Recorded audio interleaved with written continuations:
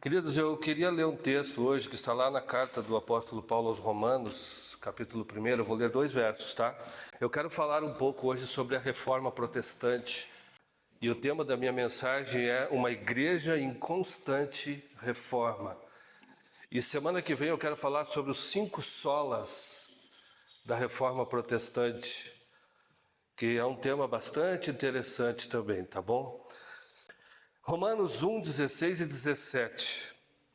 Eu ia dizer que esse tema é um tema de história da igreja. A gente estuda isso na faculdade, na disciplina de história da igreja. É um tema bastante amplo, então eu vou falar aqui de maneira óbvia, obviamente, eu vou citar aquilo que é principal na história da reforma, tá bom? Romanos 1, 16 e 17, mas o verso central é o 17. Não me envergonho do Evangelho, porque é o poder de Deus para a salvação de todo aquele que crê, primeiro do judeu e depois do grego. Porque no Evangelho é revelada a justiça de Deus, uma justiça que do princípio ao fim é pela fé, como está escrito, o justo viverá pela fé. O verso 17 novamente. Porque no Evangelho é revelada a justiça de Deus, uma justiça que do princípio ao fim é pela fé, como está escrito, o justo viverá pela sua fé, tá bom? Então Paulo vai apresentar aqui nesse texto da carta aos Romanos, nesse verso, isso aqui é o coração do Evangelho. Esse texto aqui é o coração, essa mensagem desses versos aqui é o coração do Evangelho. E Paulo está dizendo aos Romanos que a justiça de Deus é revelada através do Evangelho de Jesus Cristo. E quando Paulo está falando de justiça de Deus, é a justiça que salva, é a forma como Deus justifica o homem, é a forma como Deus torna o homem justo, e não a forma como Deus vai condenar, como Deus condena o homem. Paulo diz que Deus vai justificar o homem pela fé, ele não está falando de condenação, mas ele está falando da maneira como Deus vai salvar o homem, como Deus vai tornar o homem justo, que é somente pela fé. Então nós temos aqui nesse verso 17 o cerne do Evangelho de Jesus Cristo. Esse é o texto que traz a conversão do Martinho Lutero. O Martinho Lutero, ele tem um encontro com esse texto um dia, e ele diz que depois do encontro com esse texto, ele se sentiu um homem liberto. Ele foi livre e a alegria tomou conta do coração dele. Então esse texto foi um texto muito chave para a história da Reforma Protestante. A Reforma Protestante é comemorada em outubro porque dia 31 de outubro foi o dia que Martinho Lutero ele fixou as suas teses, que eram aqueles pontos que ele gostaria de ver a igreja revendo. Ele fixou as suas 95 teses na porta da Catedral de Wittenberg, na Alemanha. Então foi no dia 31 de outubro que ele fixou as suas 95 teses lá, e ali se desencadeia então a história da Reforma Protestante, no dia 31 de outubro de 1517. E a história da Reforma, gente, ela não é uma história de rebelião. Eu vou falar um pouco aqui. Ela é uma história de um retorno às Escrituras Sagradas. Ela é a história de um retorno à palavra de Deus, porque a igreja tinha se desviado e muito da palavra nesse momento. E hoje também eu quero falar um pouco sobre a importância da igreja continuar se reformando, porque a igreja hoje, ela entrou por caminhos quase tão tortos como naquela época, em alguns momentos, certo? Então, a igreja hoje ela precisa se reformar, não para ser moderna, né? Mas para continuar sendo fiel a Deus. A igreja precisa voltar a ser fiel a Deus e a sua palavra. Esse contexto aqui de século XV, XVI, que é o contexto em que acontece a reforma, é um contexto de grande escuridão espiritual. E a Reforma Protestante ela marcou o final da Idade Média e o início da Idade Moderna. e que foi também um tempo de grandes transformações, as grandes navegações, o período do renascimento começa aqui. E foi um período em que muitos intelectuais se levantaram, que o homem começou a pensar, foi um período em que as artes começam a florescer, e o homem também começa a se tornar mais crítico, até em relação às práticas da igreja. E a história da reforma, ela é muito interessante, porque ela não começa com Lutero. Já um século antes disso, alguns homens já tinham tido ideias reformadoras, eles queriam ver a igreja sendo reformada, eles queriam ver a igreja entrando por outros caminhos. Eram homens que amavam a igreja, mas não estavam satisfeitos com os caminhos que a igreja estava caminhando, digamos assim. Nós temos, por exemplo, você pode encontrar até a história do filme de John Hus no YouTube, tá? Ele foi morto em 1415, queimado pela Inquisição, por ter ideias reformadoras. John Wycliffe morreu em 1384, ele morreu de causas naturais, mas ele foi perseguido também por conta das suas ideias reformadoras. E para vocês terem uma ideia, os ossos dele foram desenterrados 40 anos depois da sua morte e queimados. Foi uma forma de punição, digamos assim, por causa das suas ideias. Tem outros, Jerônimo de Praga também, que morreu enforcado e queimado. Tem o Savonarola também, morreu em 1498, queimado pela Inquisição. Então outras pessoas já tinham tido ideias reformadoras, mas a igreja, que era detentora total do poder, ela perseguia e matava essas pessoas, tá? E aí depois de Lutero, teve outros reformadores também, como João Calvino, que a gente conhece bem, Zwinglio e John Knox. Então, a história da reforma não é uma história tipo Lutero, só Lutero. Tem muita gente envolvida. O Lutero foi o cara que acendeu o estopim ali, né? Naquele momento, e que a coisa pegou fogo realmente a partir de Lutero. A grande questão, gente, que pegou para que acontecesse a reforma, tinha dois assuntos que foram bem centrais. Um deles é a questão da salvação. Como que o homem era salvo? De que maneiras o homem poderia chegar à salvação?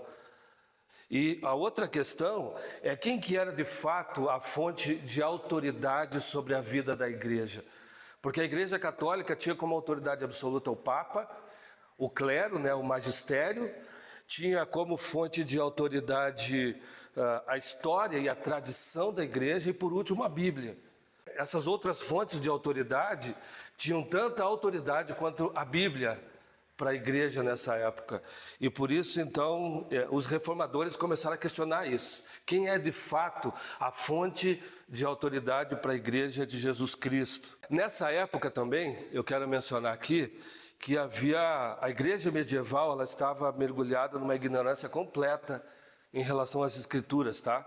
A igreja estava bastante corrompida, venda de indulgências, culto às relíquias, né? E a Bíblia era praticamente, nós estamos falando aqui de um contexto, gente, em que a Bíblia era praticamente desconhecida do povo comum, tá?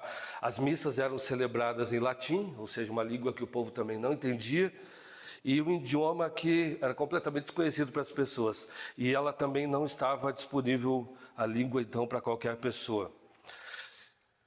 Nesse momento, a fé das pessoas, ela estava muito moldada por crendices, muitas crendices, e não pela Bíblia. Por exemplo, existiam muitos cultos às imagens, já nessa época, culto às relíquias. As pessoas acreditavam que as relíquias, elas tinham um poder santo. Na catedral, só na catedral de Wittenberg, que era a catedral que Lutero pregava, haviam mais de 19 mil relíquias, incluindo, por exemplo, fios da barba de Jesus Cristo, gotas do leite de Maria, e por aí vai, pedaços da cruz, pedaços, ossos de santos. E o que acontece? Se ensinava que os peregrinos que visitavam essas relíquias, eles poderiam ter anos reduzidos no purgatório. Então, a fé das pessoas era muito cheia de crendices. Então, se acreditava, por exemplo, que ao pagar para ver uma dessas relíquias, as pessoas tinham Elas poderiam ter menos tempo no purgatório. E o Papa tinha autoridade total, ele poderia perdoar pecados, ele poderia... Então, por isso, essa necessidade de retorno às Escrituras. Aqueles que conheciam a palavra, eles se sentiam profundamente incomodados com essas práticas comuns da igreja. E aí tem a questão das indulgências também, né? Que elas eram vendidas também, e isso comprava o terreninho no céu, e isso fazia também com que as pessoas ficassem menos tempo no purgatório. E aí é nesse tempo que Deus levanta o Lutero, então, numa época muito crítica, de muita escuridão, de muita perseguição, de muita corrupção, de muito desvio, enfim, de muito afastamento da palavra de Deus. E o Lutero, ele era um filho de mineradores, e ele estava estudando para ser advogado, ele já estava no 3º ano de Direito. Gente, uma coisa interessante da Reforma, quando nós pegamos todos os reformadores, todos, eram todos doutores. Não tem nenhum ignorante que se levantou e querendo fazer mudanças. Eram todos doutores, todos professores, gente estudada que falava. O Lutero, para vocês terem uma ideia, gente, quando ele vai para estudar teologia, ele já tinha conhecimento de latim, ele já tinha conhecimentos de música, ele era compositor, tudo isso estudava nas universidades da época. Então ele estava estudando para ser advogado, e ele teve uma experiência de estar voltando da casa dos pais dele para a sua faculdade, e ele pegou a história diz que ele pegou uma tempestade tão forte, tão violenta, que tinha um raio atingiu do lado dele, derrubou ele, ele disse que ele levou um susto tão grande, que ali ele fez uma oração para Santa Ana. Ele disse que se a vida dele fosse poupada, ele dedicaria a sua vida a ser um monge. E de fato ele foi poupado, e 15 dias depois ele saiu, deixou a faculdade de Direito e foi estudar teologia. Ele vira um monge numa das ordens mais radicais da sua época, que era a ordem dos agustinianos. Lutero, ele era um homem comum da época dele. O Lutero tinha muito medo da morte. Ele era paranoico com a morte, ele tinha muito medo de ir para o inferno. E Lutero, já ainda no seminário de teologia, ele fez doutorado em teologia, ele tinha tanto problema com isso, que ele se autoflagelava para ter o perdão dos pecados dele, e muitas vezes ele era encontrado desmaiado por causa disso. Porque ele tinha uma questão muito forte em agradar a Deus, ele tinha uma questão muito forte em ter o perdão dos pecados dele, ele era muito paranoico com isso. Ele confessava inúmeras vezes os pecados dele para pedir perdão, para obter a salvação dele. Só que num determinado momento, a biografia dele diz que ele odiava Deus. Ele orava dizendo que odiava Deus, porque Deus para ele era muito mais um carrasco do que um Deus. Então ele chega a afirmar isso. Tem um filme de Lutero também no YouTube, se alguém quiser olhar, isso está no filme também. Então ele se flagelava com muita frequência por conta disso. Até que, quando ele foi ensinar teologia em Wittenberg, ele estava ensinando a carta aos Romanos, e ele encontra com esse texto, em que ele vê que a fé, a salvação, é uma obra da graça de Cristo, que nós somos justificados pela fé. Ele diz aqui que ele nasceu de novo, foi uma revelação espiritual, em que ele diz que nasceu de novo, e ele diz assim... ele sentiu que havia nascido de novo e que as portas do paraíso haviam se aberto para ele, tá? E a frase, a justiça de Deus não lhe encheu mais de ódio, mas se tornou indizivelmente doce. Só que depois dessa revelação, ele passa a se incomodar profundamente com as práticas da igreja, mais ainda. E aí que ele coloca essas 95 teses dele na porta da catedral. E quando ele coloca essas 95 teses na porta da catedral, aquele ali era uma espécie de um espaço acadêmico da época. Outros estudantes faziam isso quando queriam trazer algum tema para debate. Então eles fixavam as suas teses na porta da catedral e ali os estudantes, os intelectuais ficavam debatendo aquelas teses. E a ideia de Lutero não era necessariamente dividir a igreja. Lutero queria que a igreja voltasse à palavra, que a igreja se reformasse, mas ele amava a igreja, ele dizia que ele amava a igreja e ele não queria dividir a igreja.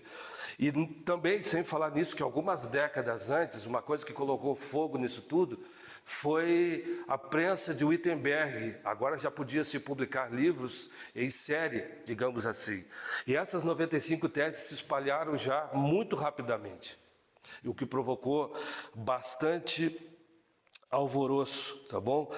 E a ideia era discutir essas ideias reformadoras, então, que Lutero estava pregando. Como consequência disso, a igreja ordena que ele se retrate imediatamente, sob pena de ser excomungado da igreja. E ele, numa dessas assembleias, que é conhecida como a Dieta de Worms, em 1521, ele foi intimado a ter que se retratar das suas ideias, e ele disse que não ia fazer isso, porque a menos que convencessem ele biblicamente que ele estava errado, ele não iria se retratar. E isso obviamente causou a excomunhão dele, ele foi excomungado da igreja, e qualquer um, por exemplo, que matasse Lutero, faria um favor, não teria consequência nenhuma por esse assassinato depois da excomunhão. A história de Lutero, para terminar aqui esse pedacinho, diz que ele foi sequestrado por um amigo para não morrer, e ele ficou vários anos, então, com outro nome, morando num outro castelo, tá? E aí que ele se dedica a reproduzir as escrituras. Ele começou a traduzir as escrituras do latim, então, para o alemão. Ele traduz o Novo Testamento em 3 anos, e o Antigo Testamento, por ser mais difícil, ele traduziu em 13 anos. Mas ele passa a se dedicar a fazer essa tradução, então, para que a língua, o desejo dele é que a Bíblia, cada família tivesse uma Bíblia. Eu fico pensando hoje, será que nós teríamos a mesma coragem que muitos desses homens tiveram, muitos deles, a ponto de morrer queimado por algo que eles acreditavam, e dizendo, eu não volto atrás, eu não nego a minha fé. Nós vimos uns enforcados, outros queimados, e a história de Hebreus 11 se repetindo aqui no decorrer da história. Muitos homens que entregaram a sua vida realmente pela fé que eles professam, gente que foi até o fim, gente que foi até as últimas consequências por Cristo, gente que foi até as últimas consequências por conta de princípios da palavra, por aquilo que acreditavam, gente que foi até as últimas consequências mesmo, né? De ser queimados, ser torturados, ser enforcados. E eu fico pensando, né, o que aconteceria hoje com a gente se nós começássemos a sofrer algum tipo de perseguição por conta da nossa fé, por conta daquilo que nós cremos. Será que nós hoje teríamos essa mesma firmeza, essa mesma convicção? Ontem eu vi um vídeo de um pastor, eu até postei o vídeo de um pastor enterrando várias pessoas juntas num buraco, agora na Nigéria. E ele dizendo, até quando a gente vai aguentar isso, né? Até quando? Mas por causa da sua fé, hoje, muitas pessoas estão morrendo, estão sendo assassinadas cruelmente por conta da sua fé, né? E eu fico pensando até onde nós seguraríamos a barra por conta daquilo o que nós cremos, né? Eu trouxe um relato aqui muito breve sobre a reforma, um panorama muito breve, porque a história é bem mais complexa, existem muitos outros fatores e outras questões que poderiam ser discutidas aqui, mas a questão é que a gente relembra a reforma sempre no mês de outubro, até para dizer que a reforma ela não é um evento do passado. A reforma é um movimento que precisa ser contínuo, primeiro na nossa vida, depois na vida da igreja, né? A igreja precisa se reformar continuamente para que ela possa continuar sendo fiel a Deus. As igrejas hoje, gente, elas estão sendo tomadas por um sincretismo religioso. Existem muitos pastores místicos, existem muitos pastores ungidões, existem muitos pastores que se acham os donos da igreja. Existe muita heresia, existe muito ensino falso no meio da igreja hoje. Existem muitos ensinos falsos no meio da igreja. Existe muita coisa que são coisas de homens. Eu contando na minha casa essa semana, de uma igreja que eu fui há muitos anos atrás, e o pastor, na hora de recolher o dízimo, ele disse assim: olha para o teu irmão do lado e diga: ladrão, ladrão. E aí todo mundo se olhando: ladrão, ladrão. E aí ele falou: é isso que você é se você não der o dízimo. Uma vez eu perguntei também numa mensagem se quem não dá o dízimo vai para o céu. E uma mulher disse: claro que não, né? Porque quem não dá o dízimo é ladrão, e ladrão não entra no céu. E aí eu perguntei: então tem alguma coisa que a gente possa fazer por ser salvo? Então a gente precisa de Jesus, da cruz e de mais o dízimo? Será que eu preciso de Jesus, da cruz e do sábado? Será que eu preciso de Jesus, da cruz e de mais alguma coisa para alcançar a minha salvação? A vassoura ungida, a rosa ungida, o sincretismo, o sal grosso, tanta coisa que entrou. Existe muito misticismo, pastores que se vestem de sacerdotes, e o púlpito parece que vira um altar, e o músico é levita. Gente, não tem nada disso. Nós estamos na nova aliança. Pastor não é sacerdote, músico não é levita, púlpito não é altar. Entendeu? E aí parece que as pessoas gostam desses símbolos assim para que algo fique mais espiritual. As igrejas hoje, gente, estão tomadas por ideologias. Está cheio de ideologia, às vezes esquerda, direita, no meio de púlpito, no meio da igreja. A igreja e a cruz estão acima disso, gente. Você até pode ter o teu posicionamento pessoal, mas a cruz, a palavra, a vida com Deus está muito acima disso. O LGBTismo entrou dentro da igreja. Igrejas LGBT. E muitos crentes hoje estão achando que é normal, tudo bem. São questões que violentam princípios da palavra de Deus diretamente, e nós estamos nos moldando a tanta coisa, como Paulo diz, nós estamos nos moldando. E aí tanta coisinha tem entrado no meio da igreja, muita coisa tem entrado no meio da igreja, e nós vamos aos poucos também nos desviando. Por isso a necessidade de uma reforma constante. Gente, tem muito crente mundano, tem muito crente com o pé na igreja e também com outras práticas pecaminosas, e parece que está tudo bem. Crentes que não têm vida com Deus, que não têm temor no seu coração. Tem muita festa de crente regada a bebedeira. Muita festa de crente regada a bebedeira, crentes bêbados. Uma vergonha, gente. A gente precisa voltar para o Evangelho.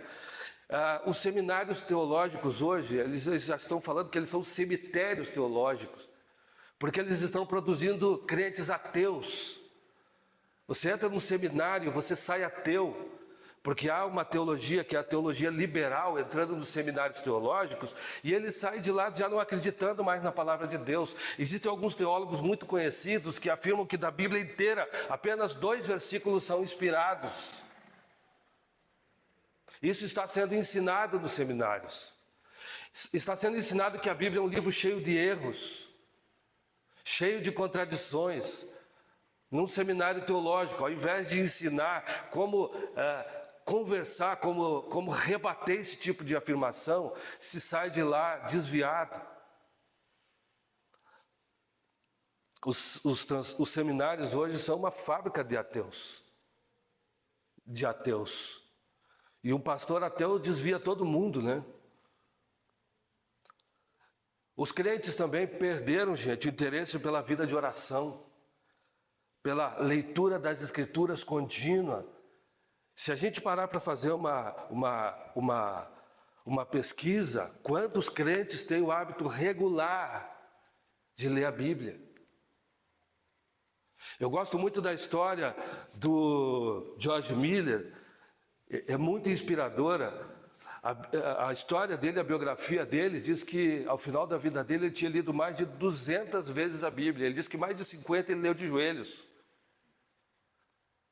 Então, quais são os crentes hoje, se a gente for fazer um filtro, que tem de fato interesse e paixão pela palavra e que leem a Bíblia continuamente, que leem a Bíblia regularmente, que conhecem as Escrituras, que sabem defender a sua fé, que sabem defender princípios básicos da palavra de Deus. A maioria dos crentes hoje, eles são quase que analfabetos biblicamente, porque não há interesse pela palavra. Né? Se a gente parar para pensar, tanta gente que está há décadas no cristianismo, não leu a Bíblia uma vez.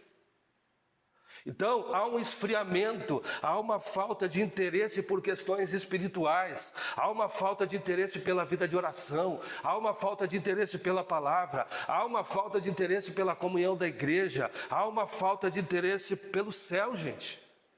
Há uma falta de interesse pela vida eterna. A nossa vida, ela está aqui, ó, centrada aqui. Nós estamos que nem árvores com as raízes profundamente enterradas nessa terra. E Deus quer nos desmamar dessa terra. O crente de verdade, ele tem que olhar para a vida eterna. Ele tem que estar com seus olhos fixos na pátria celestial. Nós nos transformamos nesse sentido, gente, sem ofender ninguém, em crentes mundanos. E crentes mundanos, nós estamos preocupados em pagar conta, é trabalhar mesmo, é resolver problema. Nós estamos preocupados, e aí se der eu tenho um tempo com Deus, se der eu vou no culto, sei lá o quê. Mas Deus virou, Ele está na periferia, as questões espirituais, elas estão na periferia da nossa vida, nós não temos interesse. A grande verdade é que nós não temos interesse, porque quando nós temos interesse, isso se traduz numa prática de vida, não num discurso. Não num discurso. E nós precisamos de uma reforma que não é institucional hoje, é uma reforma do coração. É uma nova conversão a Deus. Nós precisamos de uma nova conversão, porque nós temos hoje a Bíblia que nem água. Tudo que é tipo de tradução, você tem todo tipo de tradução. Todo tamanho de letra, você tem aplicativos. A Bíblia, a palavra de Deus, como diz no Antigo Testamento, está sendo derramada como água. Como água. Ela está sendo jorrada, o Espírito está sendo jorrado, está tudo aqui. Mas a gente tem rejeitado isso. É o que a Bíblia fala de profecia sobre o fim dos tempos. Eu vou derramar minha palavra como água, para que todos tenham acesso. Mas ela não está guardada no coração, ela está aqui fora, ela não entrou no nosso coração. E a reforma protestante, ela tem esse simbolismo também, de um crente que se renova, que se reforma todos os dias. A reforma, ela nos lembra de voltar para o primeiro amor. A igreja estava completamente desviada da sua época, cheia de práticas estranhas à palavra de Deus, cheia de crendices, cheia de misticismo. E a reforma foi uma volta à palavra, foi um retorno às Escrituras. Há um texto no Antigo Testamento, nos livros dos Reis, sobre Josias, um menino que começa a governar com 8 anos, a sua nação de idade. E numa época eles estavam fazendo uma reforma no templo de Jerusalém, e ele já era rei, já era maior nessa época. E a Bíblia diz que ele encontra o livro da lei. E o templo estava passando por uma reforma literal. Mas nessa reforma, mexendo nas coisas, eles encontraram o livro da lei. Israel tinha se afastado da lei. E ali ele lê aquele livro, e a Bíblia diz que ele rasga suas vestes. Porque eles estavam vivendo uma vida muito diferente do que aquilo que o livro da lei ordenava. E ali, descobrindo o livro da lei, há um avivamento na história do povo de Israel, por voltarem a praticar a lei. Então a reforma, gente, ela nos leva a pensar sobre isso. O que é que precisa ser reformado na minha vida? O que é que precisa ser reformado na minha vida hoje? Né? O que é que tem que voltar? Qual é a prática que eu perdi que eu tenho que voltar?